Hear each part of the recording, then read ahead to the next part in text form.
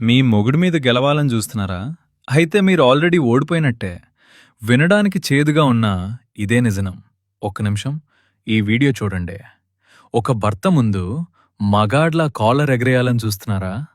నువ్వెంత అంటే నేనంత అని పోటీ పడుతున్నారా? గుర్తుపెట్టుకోండి, మీరు మగాడ్లా అలా గెలవాలని చూస్తే మీలోని ఆడతనాన్ని మీరే సమాధి చేస్తున్నట్టు. ఏంటండి ఈ మధ్య మీ డైలాగులు? నువ్వు కొడితే నేను కొడతా, నువ్వు తిడితే నేను తిడతా, నువ్వు మా పుట్టింటికి రాకపోతే నేను మీ అమ్మ ఇంటికి రాను, అసలు నీవేంటి నా చెప్పేది?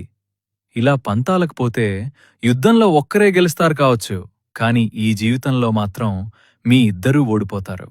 గెలిచాక పక్కన తోడు లేనప్పుడు ఆ గెలుపుని తీసుకెళ్లి చలిమంట వేసుకుంటారా? ఒక పచ్చి నిజం చెప్తా వినండి. ఒకే గూటాన 2 పొట్టేలను కట్టేయండి, ఏమవుతుందో తెలుసా?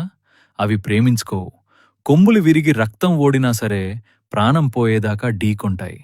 కాని అదే గూటాన ఒక పొట్టేలు ఒక గొర్రెను కట్టి చూడండి, అక్కడ వంశం పెరుగుతుంది, అక్కడ జీవం పుడుతుంది. ఇంట్లో ఇద్దరూ నేనే తోపు అని కొమ్ములు బారిస్తే ఆ ఇల్లు ఇల్లులా ఉండదు, శ్మశానంలా మారుతుంది.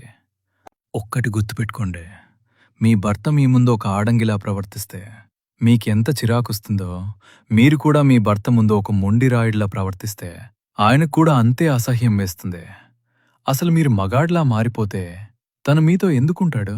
తనకి కావాల్సింది ఇంకో మగాడు కాదు కదా, ఆయనకు కావాల్సింది ఒక మంచి భార్య. మీరు మగాడ్లా మారాలని పంతం పడితే తనకు కావలసిన ఆ సాత్వికం, ఆ ఆడతనం ఎక్కడ దొరుకుతుందో అక్కడికాయన వెళ్ళిపోతాడు. ఆ రోజున మీ ఈగో మిమ్మల్ని కాపాడదు. సంసారంలో తగ్గినవాడు ఓడిపోయినట్టు కాదు, బంధాన్ని గెలిపించిన మహారాజు అనర్థం. ప్రకృతిని ఎదిరించి ఎవరూ గెలవలేరు, ధర్మాన్ని తప్పి ఎవరూ సుఖపడలేరు.